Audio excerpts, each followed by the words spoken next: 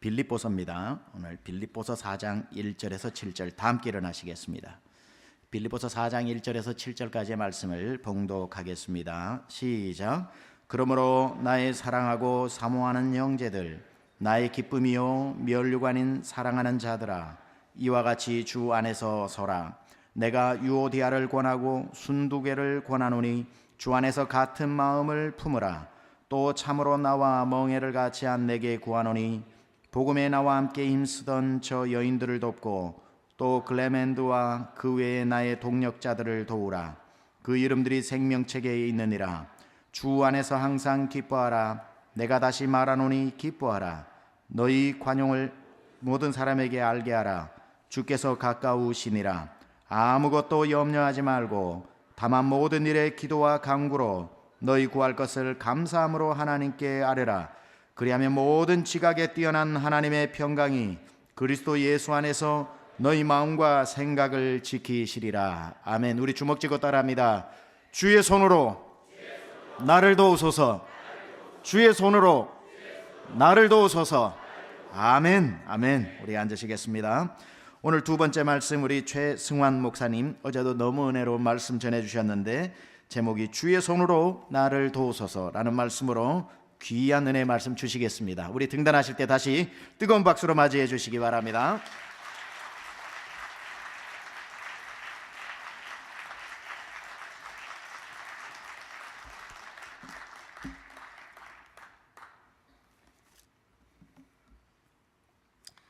우리 옆에 분들하고 다시 한번 오늘 인사 나누십시다. 당신은 참 특별한 사람입니다. 네.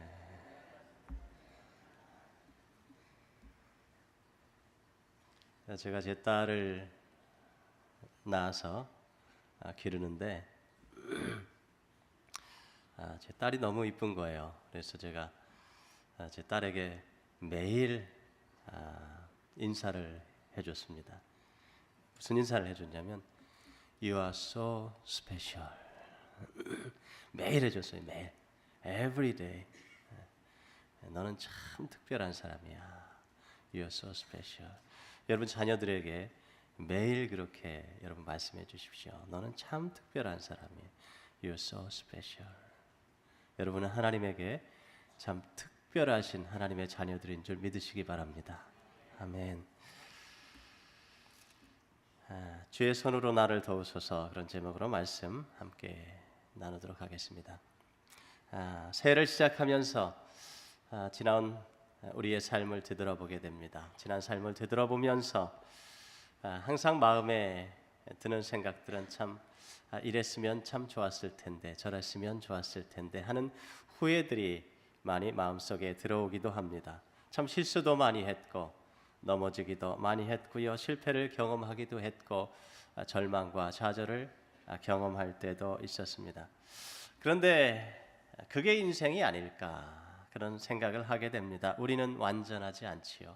그래서 우리 중에 넘어지지 않는 사람은 아무도 없습니다. 인생은 넘어짐의 연속입니다. 그러나 여러분, 넘어짐은 잘못이 아니지요. 우리는 넘어짐을 통해서 성숙해져 가지 않습니까? 넘어져도 보고 자빠져도 보고 또 깨져도 보고 상처도 받아보고, 그러면서 우리는 똑바로 서는 법을 배우고 또 똑바로 걷는 법도 배우고 또 똑바로 달려가기도 하고 그러지 않습니까? 이것은 신앙생활도 마찬가지입니다. 예수님의 수제자였던 베드로도 많이 실수했고 많이 넘어졌지 않습니까? 그는 예수님을 3번씩이나 부인했습니다. 연거푸 3번을 그는 넘어졌습니다.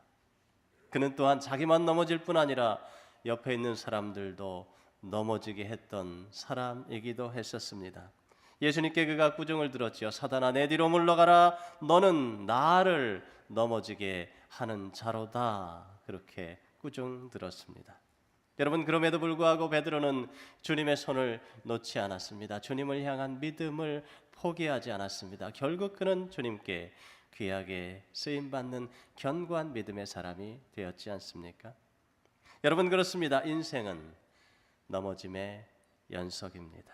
실수의 연속이지요. 어떻게 해야 할까요? 새해를 우리는 어떻게 살아야 할까요? 여러분, 우리 힘으로 안 됩니다. 주님이 도와주셔야 됩니다. 주님이 붙잡아 주셔야 됩니다. 주님이 손으로 우리를 이끌어 주셔야만 우리는 살 수 있습니다. 그래야 우리는 다시 일어날 수 있고, 주님이 붙잡아 주셔야 우리는 다시 회복될 수 있습니다. 주님이 붙잡아 주셔야 우리의 자녀들도 다시 일어날 수 있고, 주님이 붙잡아 주셔야 우리의 가정도, 우리의 사업도, 우리 교회도 다시 일어설 수 있습니다. 여러분, 그렇다면 우리가 주님 안에서 다시 일어나 승리의 삶을 살기 위해서 우리는 어떻게 해야 할까요? 오늘 말씀을 통하여 저는 여러분과 함께 세 가지 비결을 살펴보기 원합니다. 먼저, 우리는 서로 같은 마음을 품어야 합니다. 여러분, 혼자서는 안 돼요. 세상에 독불장군 없습니다. 여러분, 같이 해야 합니다. 서로 마음을 합해야 합니다. 서로가 서로 손을 잡아주고 함께 가야만 합니다. 여러분, 2절 말씀을 보시면 내가 유오디아를 권하고 순두개를 권하노니 주 안에서 같은 마음을 품으라, 그렇게 이야기하고 있어요. 여기 유오디아와 순두개 무슨 음식 이름이 아니에요. 여러분, 이들은 빌립보 교회 안에서 영향력 있었던 두 분의 여집사님들이었습니다. 아주 열심히 있는 분들이었습니다. 여러분, 3절 말씀해 보니까 그들은 복음 안에서 나와 함께 힘쓰던 여인들이었다, 그렇게 기록되어 있습니다. 그들은 바울이 빌립보 교회를 개척할 때 함께 힘쓰던 여인들이었어요. 충성스러운 여인들이었어요. 주님을 사랑하는 여인들이었습니다. 교회를 사랑하는 여인들이었습니다. 영향력 있는 그러한 집사님들이었어요.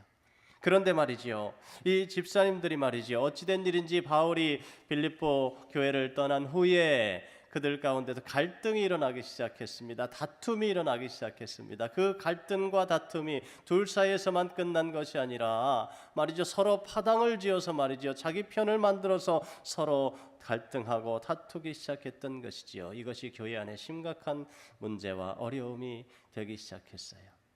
바울은 그 소식을 듣고 너무 마음이 아팠습니다. 그래서 그들의 이름을, 실명을 기록하면서 그들에게 지금 권면하고 있는 것이죠. 주 안에서 같은 마음을 품어라. 여러분, 어떻게 그들이 같은 마음을 품을 수가 있을까요? 우리는 어떻게 같은 마음을 품을 수가 있을까요? 여러분, 다른 것으로 안 됩니다. 주 안에서 가능합니다. 주님 안에서만 가능합니다. 믿음 안에서만 우리는 같은 마음이 될 수 있습니다.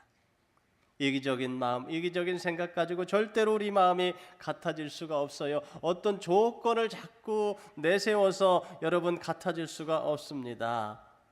우리는 서로를 향하여 바라보면서 서로 같아지려고 노력하는데요. 여러분, 서로 앞만 바라봐야 우리는 같아질 수가 없습니다. 자꾸 다른 사람의 약점이 보이고 다른 사람의 결점이 보이고, 그래서 서로 같아지기보다는 서로 더 갈등의 골이 깊어져 가는 것들을 우리는 경험하게 되지 않습니까? 여러분, 그렇습니다. 우리가 정말 마음이 같아지기를 원한다면 우리는 같이 주님을 바라보아야 합니다. 우리가 서로 주님을 바라볼 때에 내가 주님을 자꾸 닮아갈 수가 있는 것이지요. 서로에게 맞추려 하지 마십시오. 부부도 그래요. 여러분, 서로 주님을 바라볼 수 있도록 도와줘야 하는 거예요. 주님을 바라보다 보면 내 마음이 주님을 조금씩 닮아가고, 주님께 집중하고, 믿음에 집중하고, 말씀에 집중하다 보면 주님을 자꾸 닮아가고 내 마음이 주님 마음 되고, 성령 하나님 우리를 도와주시고, 그래서 그러다 보면 우리 마음도 하나 되기 시작하고 우리 마음도 같아지기 시작하고, 하나님께서 서로의 마음을 치료해 주시고 같은 마음으로 합해 주시기 시작하는 것이지요. 그래서 여러분, 바울이 빌립보서 2장 말씀 가운데서 그렇게 이야기하지 않습니까? 너희 안에 이 마음을 품으라, 곧 그리스도 예수의 마음이니. 여러분, 누구 마음이요? 그리스도 예수. 따라하십시다. 그리스도 예수의 마음. 예, 그렇습니다. 내 마음은 죽었습니다. 내 생각도 죽었습니다. 내 고집도 죽었습니다. 내 생각, 내 마음, 내 고집, 이런 것들이 자꾸만 우리를 넘어지게 만드는 것이에요. 우리의 가정을 넘어지게 만들고 나의 인생을 넘어지게 만들고. 여러분, 우리가 될 것 같으면 왜 주님이 오셨겠습니까? 우리가 될 것 같으면 주님께서 십자가에 달려 죽으실 이유도 없으셨을까요? 우리는 안 돼요. 예, 그렇습니다. 우리는 어떻게 그 넘어짐에서 일어날 수 있을까요? 우리 안에 예수님 마음을 가져야만 합니다. 그러면 다시 회복되어, 그러면 치유되어, 그러면 다시 일어날 수 있습니다. 부부가 같이 예수님 마음 품으면 부부가 같이 일어날 수 있고요. 교회가 성도들이 같이 예수님 마음 품으면 성도들이 교회가 같이 일어설 수 있습니다. 여러분, 그러면 예수님 마음은 어떤 마음인가요? 예수님 마음은 낮은 마음이지요. 예수님 마음은 겸손한 마음이지요. 예수님 마음은 종의 마음이지요. 사랑하는 성도 여러분, 예수님은 만왕의 왕이십니다. 만주의 주가 되십니다. 온 천지우주 만물을 창조하시고 다스리시고 주관하시는 분이 예수님이십니다. 그런데 예수님이 종의 몸을 입으시고 이 땅에 오셨습니다. 가장 낮고 낮은 몸으로, 낮은 모습으로 이 땅에 오셨습니다. 여러분, 예수님을 닮기 원하십니까? 종의 마음을 가지실 수 있기 바랍니다. 낮은 마음 가지실 수 있기 바랍니다. 여러분, 종의 마음, 겸손한 마음 가지실 수 있기 바랍니다. 주인은 모든 것을 다 자기 마음대로 해야 됩니다. 그렇죠? 자기 마음대로 안 되면 주인은 화내고 또 따지고 주인은 싸우려 합니다. 여러분, 그런 마음으로는 절대로 같아질 수가 없습니다. 절대로 주님을 닮아갈 수도 없습니다. 주님의 마음을 품을 수도 없습니다. 여러분, 교회의 주인은 주님 한 분이면 족합니다. 여러분, 가정의 주인도 주님 한 분이면 족합니다. 우리의 인생의 주인도 주님 한 분이면 족한 줄 믿으시기 바랍니다. 사랑하는 성도 여러분, 종의 마음을 가지십시오. 겸손한 마음 가져야 합니다. 그러면 주님이 도와주십니다. 주님이 붙잡아 주십니다.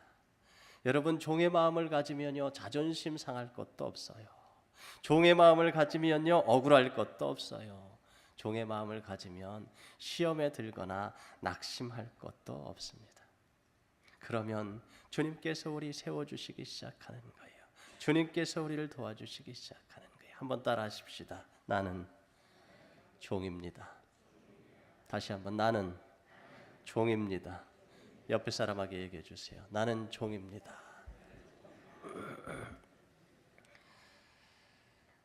여러분, 우리가 이 마음 있으면요, 주님이 우리 책임져 주시는 거예요. 주님이 우리 인생 세워주시는 거예요. 주님이 우리 가정 세워주시는 거예요. 주님이 우리 일터도 세워주시고 우리 사업도 세워주시는 것입니다. 사랑하는 성도 여러분, 우리 모두가 다 주님의 종이 되십시다.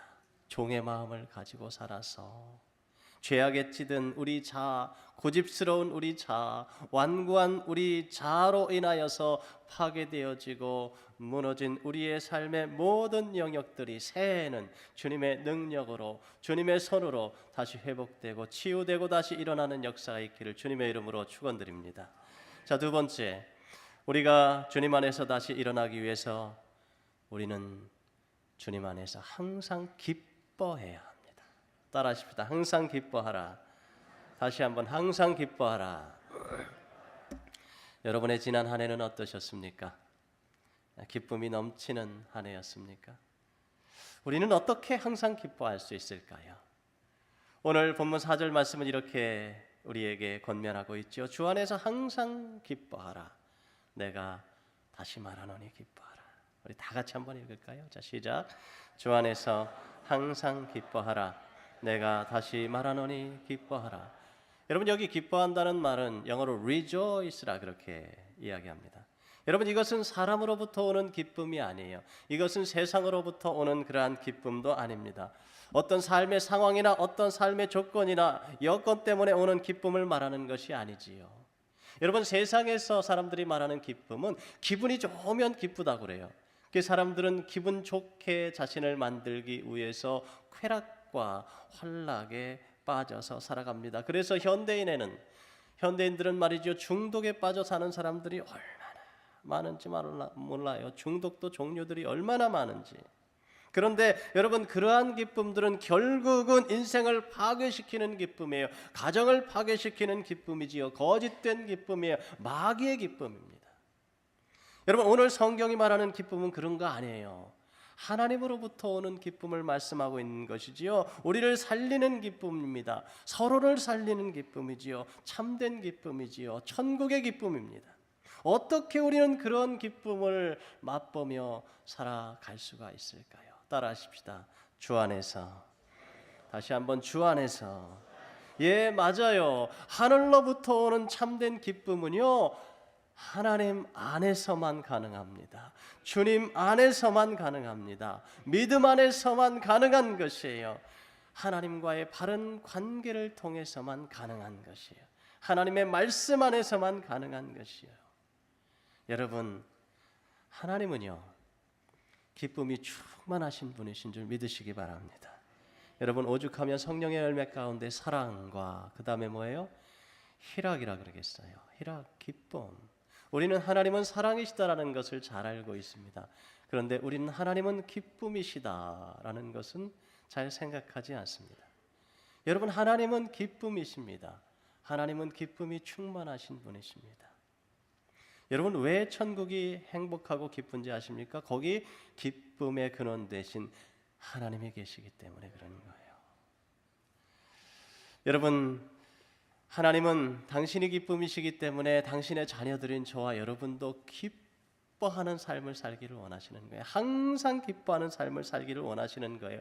여러분, 그래서 창세기 말씀에 보면 말이죠, 하나님께서 아담과 하와를 창조하시고 그들을 어디에 살게 하셨다고요? 에덴 동산에 살게 하셨습니다. 이 에덴이라는 말의 히브리어의 뜻은 기쁨이라는 뜻이에요. 그들로 하여금 기쁨의 동산에 살게 하셨던 거예요. 여러분, 에덴 동산이 기쁨의 동산인 이유가 무엇일까요? 하나님이 함께 하셨잖아요. 그죠? 하나님과의 친밀한 관계 가운데서 그들이 살았던 거예요. 하나님의 말씀에 온전히 순종하는 삶을 살았던 거예요. 그래서 그들은 에덴 동산에서 참된 기쁨을 만끽하고 누리며 살 수가 있었던 것이죠. 그런데 여러분, 그들이 그 기쁨을 잃어버렸습니다. 어떻게 잃어버렸어요?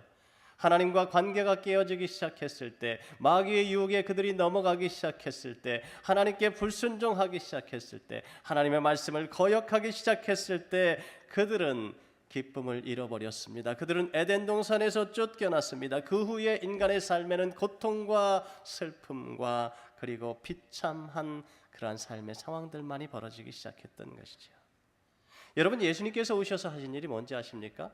예수님께서 오셔서 우리의 모든 죄를 짊어지시고 십자가에서 저와 여러분을 대신해서 죽어 주셨습니다. 그래서 우리에게 영생의 길을, 구원의 길을, 천국의 길을 열어주셨습니다. 다른 말로 하면 예수님은 하나님과 우리와의 관계를 회복시켜 주셨습니다. 여러분, 이 회복으로 말미암아 우리는 다시 하나님의 말씀을 들을 수가 있게 되었고 하나님의 말씀에 순종할 수 있게 되었습니다. 그 말은 다른 말로 말하면 우리는 다시 하나님으로부터 공급되어지는 기쁨을 회복하는 삶을 살게 되었던 것이에요. 다시 에덴 동산에서의 그 기쁨을 우리 주님이 다시 회복시켜 주신 줄 믿으시기 바랍니다. 그래서 우리는 주님 안에서 다시 그 에덴 동산의 그 기쁨을, 그 행복을 만끽하고 누리며 살아가는 거예요. 늘 하나님과의 바른 친밀한 관계 속에서, 하나님의 말씀 속에서 말씀에 순종하며 살아갈 때에 우리는 이 하늘로부터 오는 기쁨, 천국의 기쁨, 에덴 동산의 기쁨을 다시 오늘도 누리며 살아갈 수가 있는 줄 믿으시기 바랍니다.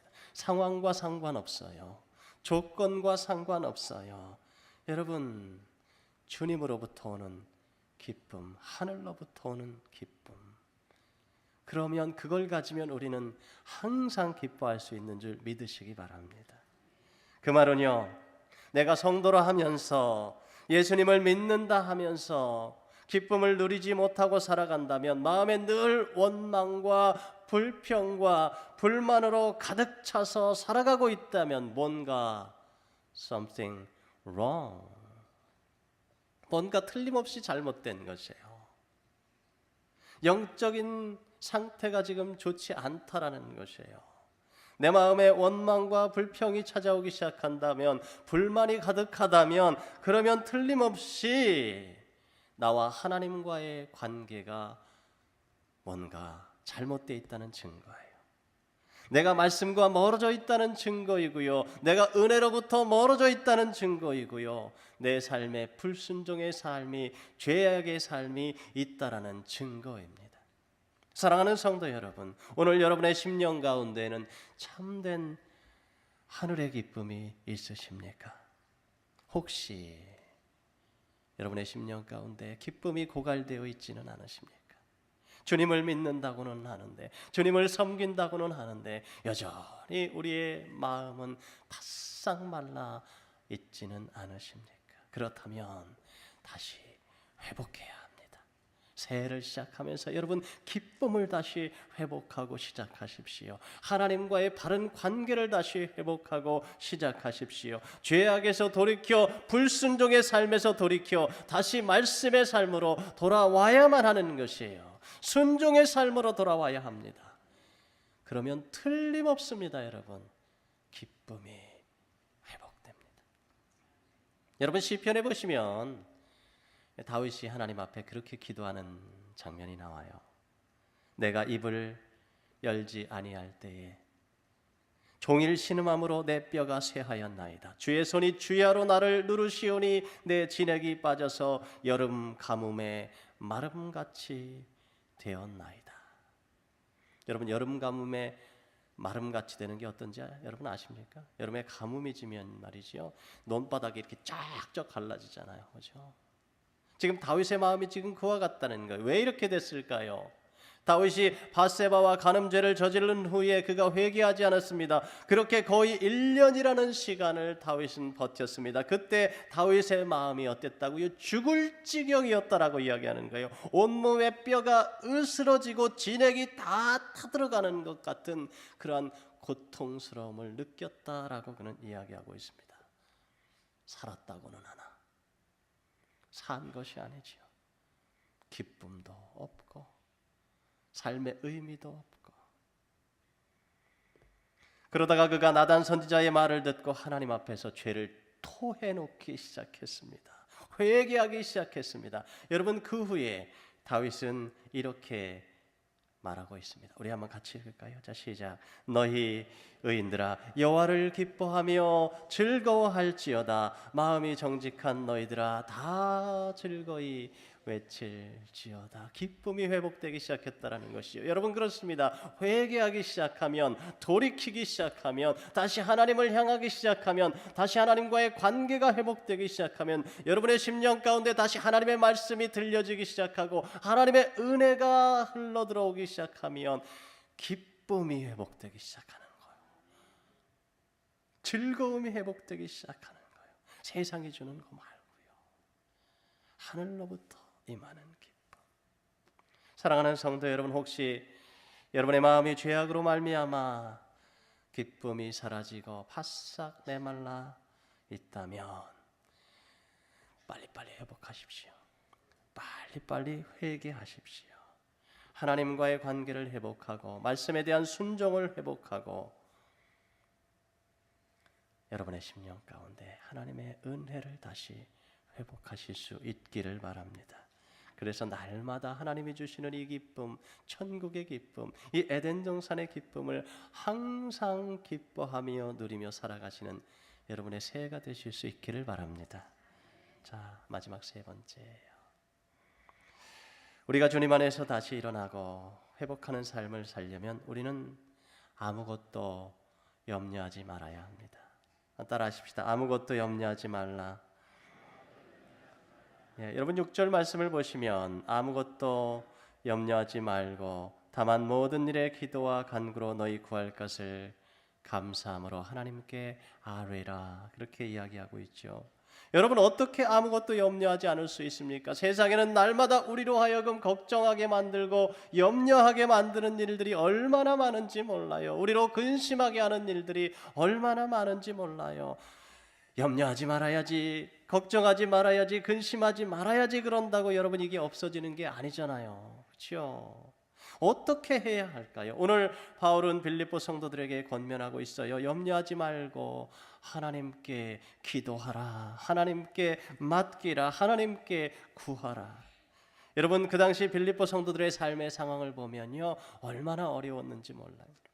그들이 예수님을 믿기 시작했을 때 그들은 사회로부터 왕따를 당하기 시작했습니다.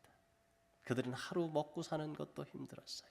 사람들이 더 이상 그들에게 직장을 주지도 않아요. 그들이 장사를 해도 그들의 물건을 사주지도 않았습니다. 그들은 경제적으로 너무너무 힘들었고 사회로부터 핍박과 조롱과 그들은 멸시를 받아야만 했습니다. 여러분, 어떻게 걱정하지 않을 수가 있겠습니까? 어떻게 염려하지 않을 수가 있느냐 말이에요. 그런데 말이죠, 사도 바울은 그들을 통하여 그들에게 명령하고 있습니다. 기뻐하라. 염려하지 말라. 아무것도 염려하지 말라. 여러분은 왜 그러는 걸까요? 왜 그렇게 권면하는 거예요? 염려라는 것은 아무짝에도 쓸모가 없는 것이기 때문에 그렇습니다. 염려는요, 백해무익한 거예요. 여러분, 잠언서 말씀을 보면 마음의 즐거움은 양약이라도 심령의 근심은 뼈로 마르게 하느니라. 여러분, 염려는 전혀 도움이 안 돼요. 학자들의 연구에 의하면 염려와 근심은 우리의 판단력을 흐리게 만들어서 잘못된 선택을 하게 한다. 그런 이야기가 있습니다. 20세기 가장 어이없는 이야기들, 거기에 읽어보니까 이런 이야기가 있더라고요. 영국의 리스라는 도시에 한 청년이 살고 있었습니다. 월터 할라스라는 이 청년인데, 이 청년이 평소에 치과를 가는 것을 너무 싫어했어요. 그러던 어느 날 이가 아파오기 시작합니다. 충치가 생겼어요. 그런데 치과는 가기 싫어. 너무 고민을 했어요. 도대체 이거를 어떻게 해결을 할까? 몇 날 며칠을 고민하고 걱정하다가 한 가지 아이디어를 생각해냈습니다. 그것은 친구에게 주먹으로 내 턱을 한 대 쳐줘라, 그렇게 부탁을 했습니다. 친구가 무슨 얘기를 하냐, 어떻게 너를 주먹으로 칠 수 있느냐, 그러니까 제발 좀 주먹으로 내 턱을 한 대 올려쳐서 내 이 아픈 충치가 좀 빠져나가게 해줘라, 그렇게 부탁을 했습니다. 친구가 견디다 버티다 그래 알았다 그러고 친구의 부탁이니까 주먹으로 한 대 올려쳤습니다. 근데 주먹으로 턱을 맞고 할라스는 넘어져서 머리가 돌에 부딪혀 뇌진탕으로 그 자리에서 즉사하고 말았다고 합니다. 쓸데없는 걱정, 쓸데없는 염려 여러분 하지 마십시오. 이가 아프면 치과 가십시오. 고민하지 마시고. 걱정하고 염려하는 거는요, 우리의 인생에 아무 쓸모가 없어요. 여러분, 그래서 성경은 말씀하는 거예요. 너희 염려를 다 주께 맡기라. 그가 너희를 돌보심이라. 하나님이 돌보시는데, 그렇죠? 하나님이 책임져 주시는데 염려하시려면 하나님이 하셔야지. 그렇죠? 왜 우리가 염려합니까? 우리 일이 아니에요. 염려하지 마십시오. 여러분, 사실 지금 사도 바울의 상황은 빌립보 성도들의 상황보다는 훨씬 더 지금 안 좋은 상황입니다. 훨씬 절망적인 상황이에요. 걱정 근심을 한다면 사도 바울이 해야지요. 지금 로마의 셋방 감옥에 지금 갇혀 있지 않습니까? 지금 그것도 하루 이틀도 아니고 말이지요. 2년 넘는 세월을 지금 로마의 감옥에 지금 갇혀 있습니다. 여러분, 오늘날이야 뭐 감방 생활이 뭐 그렇게 편한지 모르겠습니다만 그 당시에 감방 생활이라는 것 아무리 셋집이라 그래도 여러분 만만하지 않았을 거예요. 뭐 냉난방 시설이 제대로 되어 있기를 하겠습니까? 음식을 제대로 주기나 하겠습니까? 그는 굶주린 배를 움켜쥐고 잠자리에 들어야 할 때가 한두 번이 아니었을 것입니다. 그 감옥에서 여러분, 그런데 바울이 배운 소중한 비결이 하나 있습니다. 그것은 걱정하고 염려하면 괜히 내 마음만 힘들지 아무 소용이 없더라는 거예요. 차라리 하나님께 맡기고 하나님을 신뢰하고 하나님께 기도하니 훨씬 더 마음이 편하더라라는 것이죠. 그렇게 모든 것을 다 하나님께 맡기고 났더니 놀라운 일이 벌어지기 시작했습니다. 사람들이 보이기 시작했습니다. 여러분, 우리는 걱정하고 염려하기 시작하면요, 그거에 사로잡혀서 다른 것들이 보이질 않아요. 다른 사람들이 보이지를 않아요. 하나님이 맡겨준 사명이 보이지를 않아요. 사도 바울도 처음 감옥에 갇혔을 때 염려했겠죠. 하나님, 나 이렇게 정말 하나님을 위해서 헌신하며 죽자고 복음 전하러 다녔는데 이렇게 감옥에 갇혀 있으니 하나님 이거 도대체 어찌 된 일입니까? 하나님 왜 이렇게 하십니까? 라는 마음이 왜 들지 않았겠습니까? 그런데 그 모든 염려를 다 주께 맡겨 드렸더니 사명이 보이기 시작하는 거예요. 사람들이 보이기 시작하는 거예요. 로마는 그 당시 로마 제국의 수도입니다. 하나님은 로마에도 복음을 전하기 원하셨고 로마에 사도 바울을 보내기 원하셨던 거예요. 그런데 사도 바울이 너무 바빠. 그래서 하나님 그를 갖다가 데려다가 로마의 새방에 딱 갖다가 가둬놓으시고 거기서 복음 전하게 하신 거죠. 오는 사람들에게 복음 전하게 하시고 그리고 간수들 있잖아요. 그 간수들에게 복음을 전하기 시작했던 것이죠. 문헌에 의하면 사도 바울을 지켰던 간수들 중에 예수님을 영접하고 사도 바울을 통하여 예수님을 믿게 되고 구원받은 사람이 너무도 많았다라고 이야기합니다. 또한 찾아오는 사람들에게 복음을 전했죠. 대표적인 사람 오네시모, 그렇죠? 여러분 그렇습니다. 여러분 불평하고 원망하면 사명이 보이지를 않아요. 불평하고 원망하기 시작하면 사람도 보이지가 않아요. 그저 여러분 우리는 주어진 환경 가운데에서 늘 어떻게 해요? 늘 감사하는 거예요. 감사하면 보입니다. 감사하면 길이 열립니다. 감사하기 시작하면 말이지요. 하나님께서 말이죠. 기회들을 주시기 시작합니다. 사도 바울이 감사하기 시작하는 건 모든 염려를 다 주께 맡기고 오직 감사함으로 모든 일을 하나님께 아뢰기 시작했습니다. 그랬더니 그 가운데서도 하나님 역사하시더라라는 거예요. 그래서 바울이 사랑하는 제자 디모데에게 그런 권면도 하지 않습니까? 너는 말씀을 전파하라. 때를 얻든지 못 얻든지 항상 힘쓰라. 여러분 우리 한번 다 같이 읽을까요? 너는 말씀을 전파하라. 때를 얻든지 못 얻든지 항상 힘쓰라. 때를 얻든지 못 얻든지, 때를 얻든지 못 얻든지. 많은 사람들이요 때를 기다려요. 좋은 때가 오면, 좋은 시절이 오면, 좋은 기회가 오면. 그런 거 아니에요, 여러분. 때를 얻든지 못 얻든지, 그렇죠? 예. 그냥 우리는 항상 힘쓰는 거예요. 항상 복음을 전하고 항상 말씀을 전하고 기회가 주어지지 않는 것 같아도 말씀 전하고 항상 힘쓰다 보면 그러면 기회도 더 열리기 시작하고 그러면 때도 오는 거고 그러면 하나님의 상황과 환경도 역사해 주셔서 변화시켜 주시는 거고 그게 주님의 뜻이에요. 그렇게 주님의 말씀에 순종해 살다 보면 염려도 사라지고 근심도 사라지고 여러분 바쁜 사람은 염려 안 합니다. 그죠? 바쁘게 사는 사람들은 바쁜죠. 때를 얻든지 못 얻든지 항상 힘쓰는 사람, 그런 사람은 염려, 근심, 걱정 다 없어지고 승리하는 삶을 살게 될 줄로 믿습니다. 염려가 찾아올 때 빨리 주님께 맡기고 뭐를 붙잡아요? 말씀 붙잡으십시오. 말씀을 붙잡고 말씀의 약속 붙잡고 여러분의 10년 가운데 새해 살아가면서 염려가 찾아올 때마다 말씀을 붙잡으십시오. 그러면 살아납니다. 그러면 회복됩니다. 여기에서 가까운 이 텍사스 시스코라는 그 마을에서 이런 일이 있었다고 그러지요. 한 호텔방에서 한 젊은이가 염려와 근심에 사로잡혀 있습니다. 고민하고 있습니다. 탁자 위에는 말이죠. 하얀 알약이 수십 알이 널려 있습니다. 그 청년은 사업을 하다가 부도가 났어요. 실패했어요. 그래서 그는 자살을 고민하고 있습니다. 그렇게 고민하고 있는데 문득 머릿속에 말씀이 하나가 딱 떠오르는 거예요.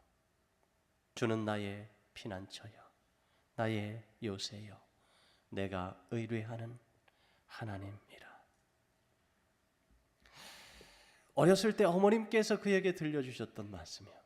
근데 그 순간에 어머님이 들려주셨던 그 말씀, 주는 나의 피난처요, 나의 요새요, 내가 의뢰하는 하나님이라.